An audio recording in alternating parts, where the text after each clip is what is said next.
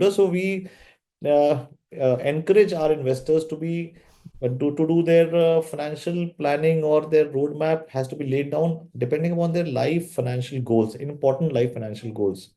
So their multi-asset allocation funds really play a very, very important role. All right, we're championing these independent financial advisors, these minds who work behind your money. Their job is to put your money on duty because they know you work very hard to earn your money. Smart Money Conversations, Money on Duty with me, Hrishi K. It's brought to you by SBI Mutual Fund, a partner for life.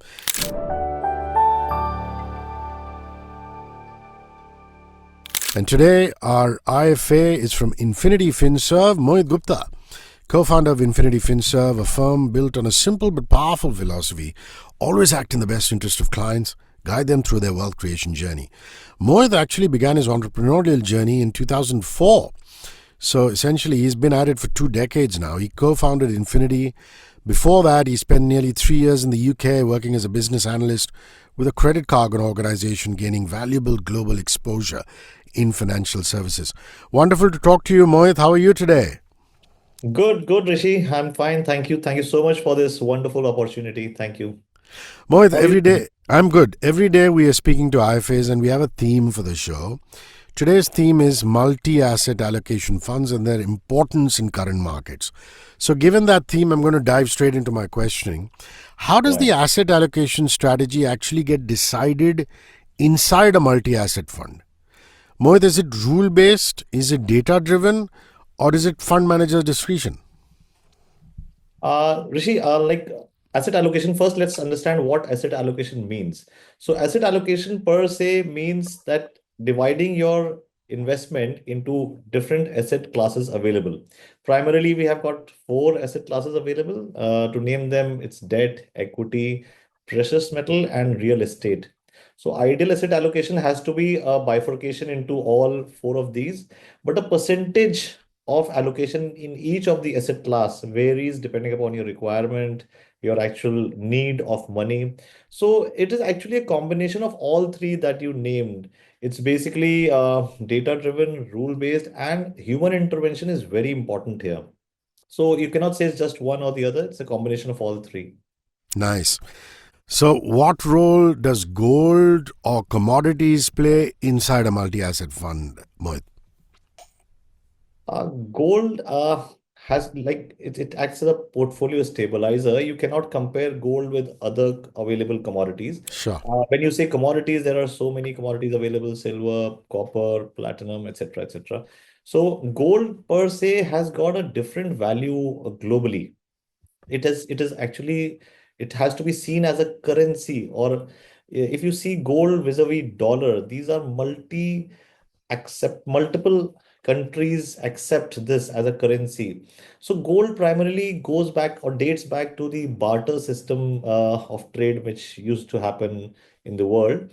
So when the currencies evolved, so gold became as a backup for printing those currencies across the globe. US dollar being a fiat currency doesn't need gold as a backup, but the rise of gold prices, etc., normally happens when there's geopolitical instability, problems worldwide, or as you would say, COVID happened. There was Russia, Ukraine, etc., etc.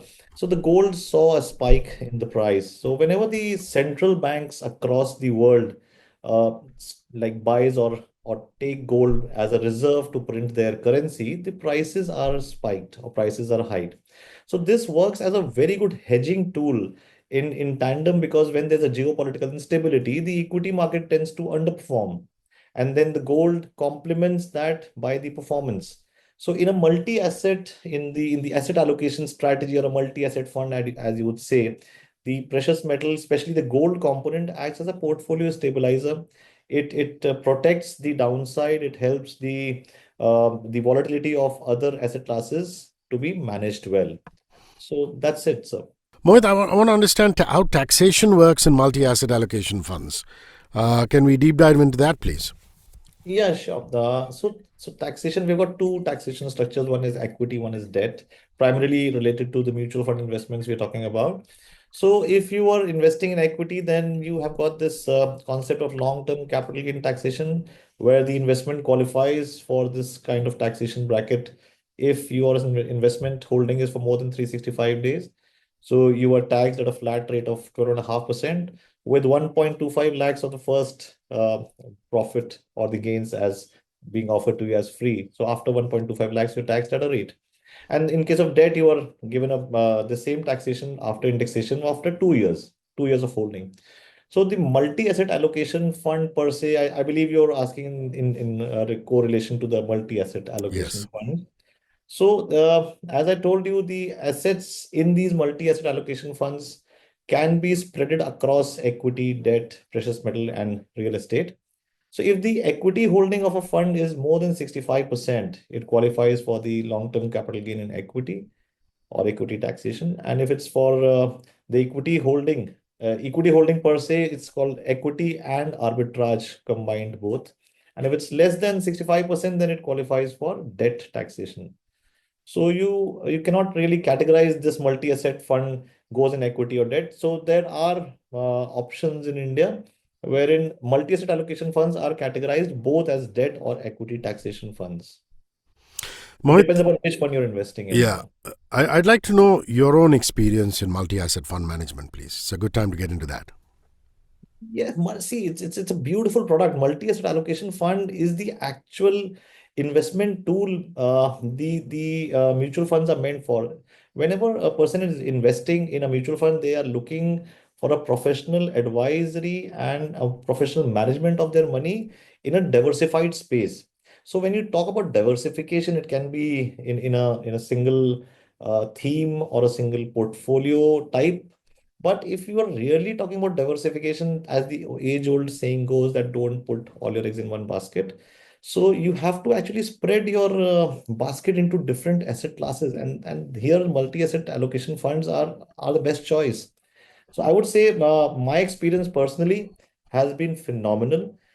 And as you mentioned that we are into goal-based investment, I wouldn't say advisory because we are a mutual fund distributor. So we uh, encourage our investors to be to do their financial planning, or their roadmap has to be laid down depending upon their life financial goals, important life financial goals.